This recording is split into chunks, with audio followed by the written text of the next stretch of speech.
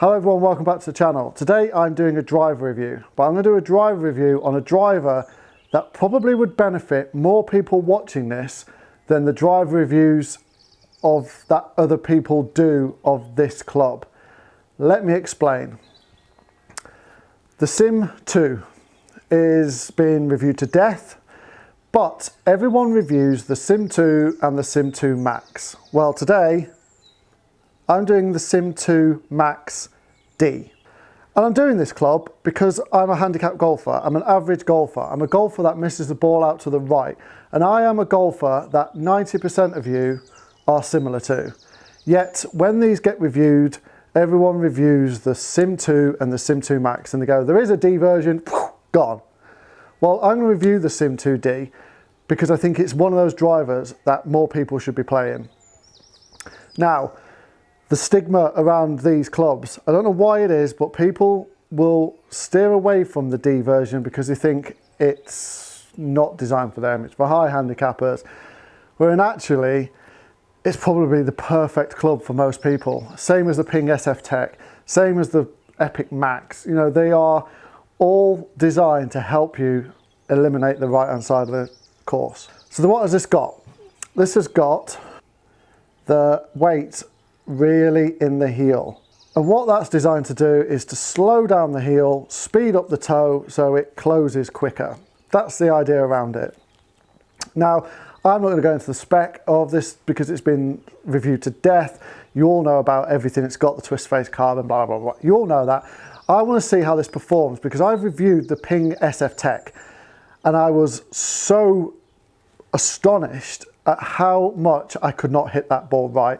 I've used it out on course, I've used it in here, and I'm yet to hit a ball and lose it right. I've obviously hit the right hand side of the fairway where I've hit it straight right because I aim out to the right, but I've never ever sliced it. Can I do it to this? That's the question. Is this D version better or as good as the SF Tech? Now I've not reviewed, but I've used the Sim2 and the Sim2 Max in videos with Dan, and at the time I said, these are great clubs, but they are not going to be helping the handicap golfer. These are designed for better players.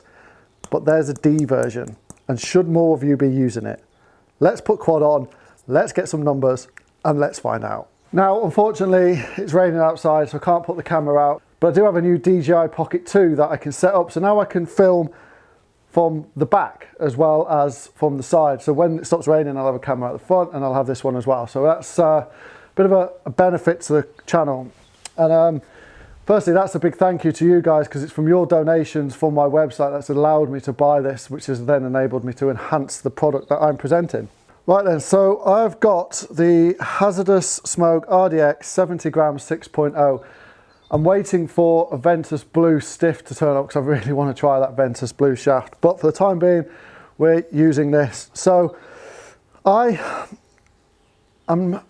think this club, for shelf appeal wise, is up there with the rest of them. It looks fantastic. I was a bit concerned about this carbon at the bottom initially, thinking that it could break, you know, if you hit a stone on you through, because people do hit the ground, we all drop kick it. But I've been assured that it is strong. And obviously it's got this blue aluminium frame. I think it's aluminium, yeah, forged aluminium frame. So I've got 10.5 Max D, and it's a stiff shaft. But can I lose this to the right? I'm going to aim properly and try and hit these balls properly.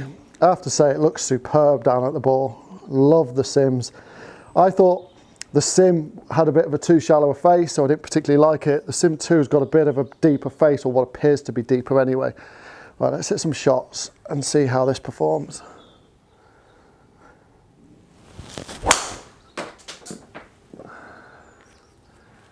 Okay, I felt like I left the face wide open there and I've not lost it as far right as I probably expected to. What was the face? Yeah, so it was 1.6 open to path, a little bit high in the face. So that was more of a fade shot, so it didn't slice, but I felt at the time that that was probably a bit of a slicey shot, and it's done okay, so good on the club for that. Doesn't matter what club it is, you leave the face wide open, you ain't going to miss the right hand side. Right, Felt good though, sounded good. Let's try and get one out the middle a little bit.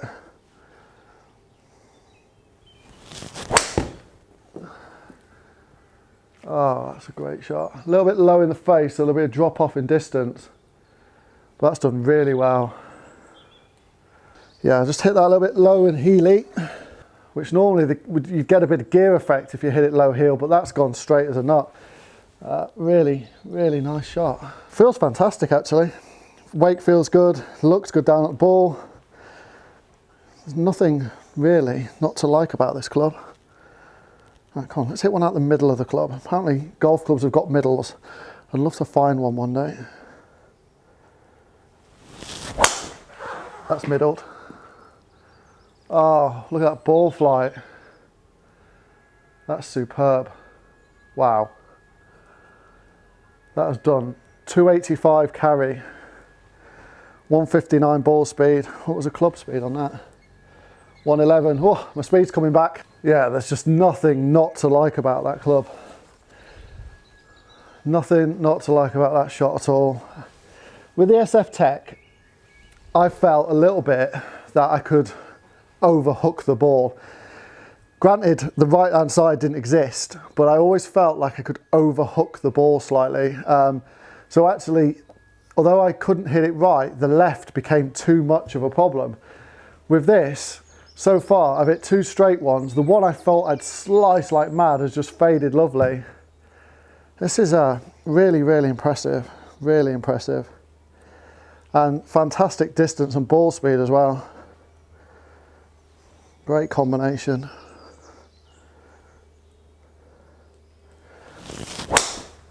I think I've left that open. Again, it's done well. That's right side of the fairway. Face open, spin up to 3.5. In the heel, open face to path. And that has done extremely well considering. That's just a very light fade as opposed to a slice. I just don't know why more people don't look at the D clubs. Why do they always gravitate to the Sim or the Sim2 or the Max and just ignore the stigma around these? Like, you put that down at the dress, no one knows it's a D. You swing this, no one knows it's a D. There's nothing on the head cover that says it's a D. Yet people will just ignore it because they think they don't need the help. Where in actual fact, this club is great. All right, come on, let's try and think about this a little bit.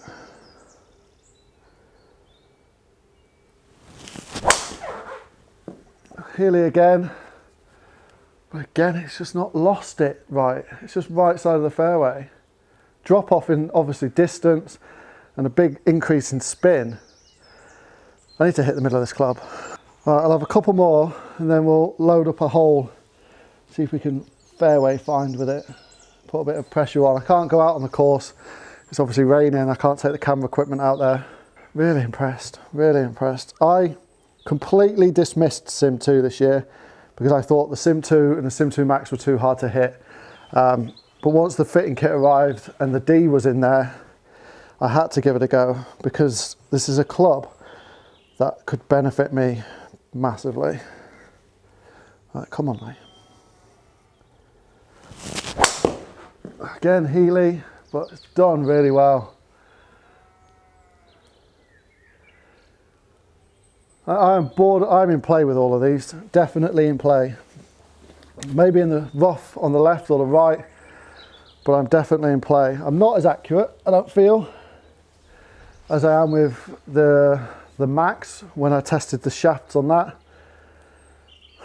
But am I giving this a fair enough shot? Come on, let's think about this. I need to find the middle of that club a little bit.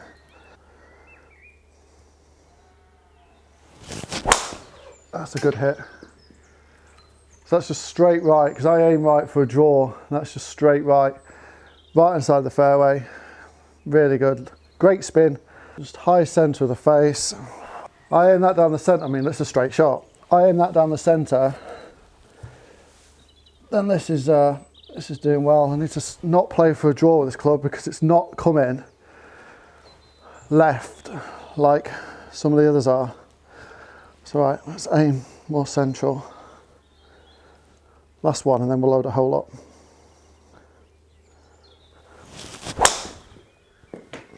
There it is. There it is. Fantastic. Yeah, absolutely fantastic. For a person who completely dismissed sim, this now in the drawer with the D club is definitely a contender to sort of go into a bag of someone of my standard who misses it right. As you'll see, there are a few out to the right, but they're not slices, they're fades or straight rights. This is definitely something that you should all be looking at if you want to go into sim. Right, okay, so I've opened up a hole here, my fairway finding hole that I like to play. Lots of danger everywhere, so I'm going to see if we can find some fairways on this using this club. It's a difficult hole to stay on, but can we put ourselves under a bit of pressure and find some fairways?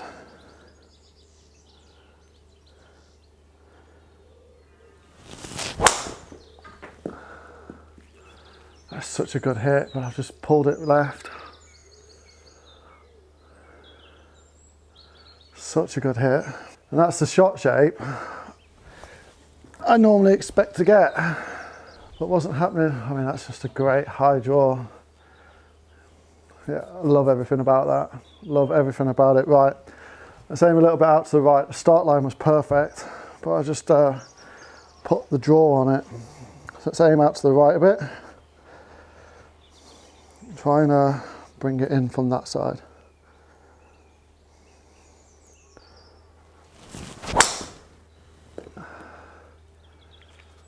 That's got to go. It didn't come in. Go, go, go. Yes. Love it. A little bit heely on that one, so the efficiency of the ball speed went down, but it definitely kept in play, and it's just a nice straight ball flight. Aimed out to the right for the draw and just stayed there. A couple more. I'm impressed with this. More people should be playing this club. Absolutely playing this club.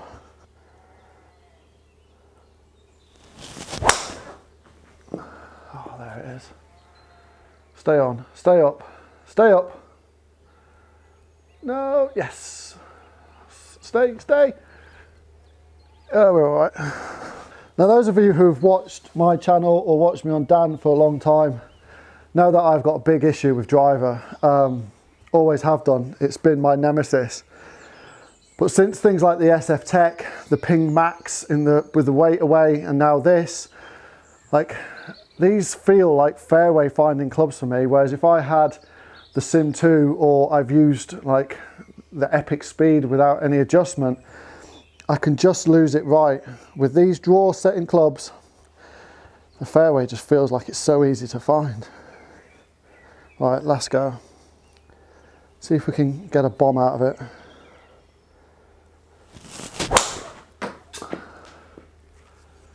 Oh, wow. Look at that go. Oh my God. Yes. Yes, indeed. 161 ball speed, 115 club head speed. I need a bag full of drivers. Okay, wow. I seem to say this every time I do a review, but I'm so impressed with this. And I think the problem is nowadays, the clubs are so good, it's hard not to be impressed by them. But what I like about this is how little I lose it right. I did put a few out to the right, I get that, but they weren't horrendous, they weren't slices. And as soon as I hit them, I'm like, God, that's just gone miles right. And it didn't. The head has recovered that. And then we did the fairway finding, and like, this thing's a bomb machine. I'm swinging as fast as I've swung it for a long time with it, and I don't feel like I'm putting any extra effort into it. The numbers speak for themselves.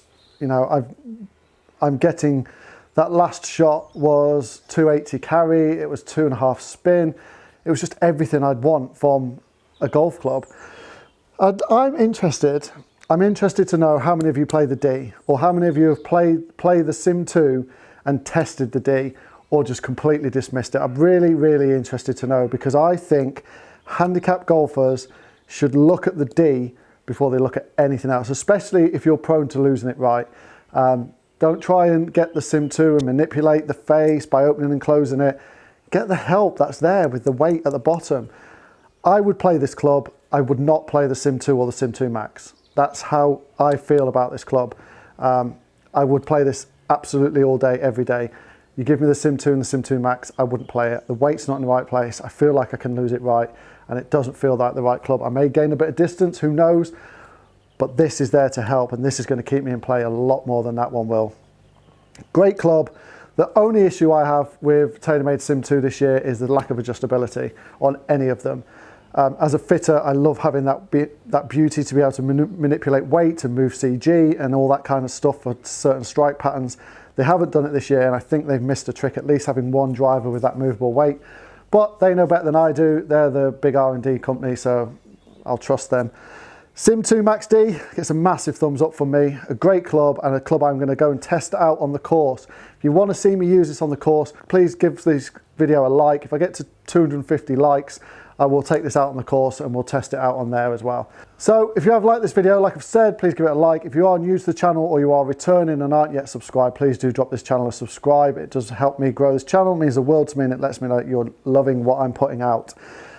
Massive thank you, like I said earlier, to all those people who are helping support the channel by going through my website and donating. There are people who are donating recurring direct debits of £5 a month, and I cannot thank you enough for that help. And I am thinking of ways to thank you for that, whether it's some form of membership or return, or I'm trying to think of a way to say thank you to you guys for doing that, because the support you've helped with me, and there was one guy who gave me a massive help with support, helps me buy things like that DJI Pocket 2, which only enhances the channel when I can go out and do filming, because I am a one-man band, and having those extra cameras does just help me give you better content. But until next time, I'll leave this review here, and I'll see you all soon.